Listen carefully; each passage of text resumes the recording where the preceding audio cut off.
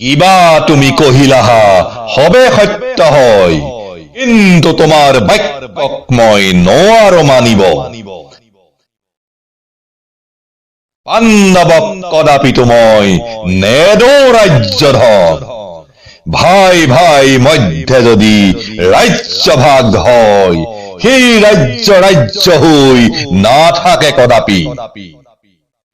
আজি যিমতে পাণ্ডৱে ৰাজ্য বিচাৰিছে, কাইলৈ কৌৰৱেও সিমতে ৰাজ্য বিচাৰিব।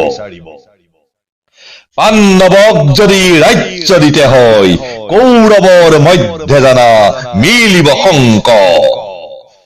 শত কৌৰৱৰ মধ্যে ৰাজ্য যদি শতভাগ হয়, গ্ৰামত নিৰ্ণয় হব ৰাজ্যৰ সীমা। আৰু পুত্ৰ পুত্ৰাদি ক্ৰমে যদি ৰাজ্যভাগ হয়, ৰাজ্যৰ সীমা হব সম্প্ৰতিত নিৰ্ণয়।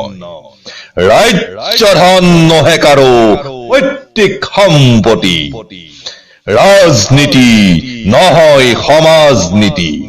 নিস্বাৰ্থ হেতুৰ দুৰ্যোধনে দেশ স্বাৰ্থ নিদিয়ে আহুতি। ইকাৰণে পাণ্ডৱক নেদো ৰাজ্যধন। পাণ্ডৱে বিষয়ী বাপ, যদি আহয় বিচাৰি, যোগ্যভাৱে দিব মই নকৰো বঞ্চি। কিন্তু পিতামহ, ৰাজ্য দ্বিখণ্ডিত নকৰো কদাপি।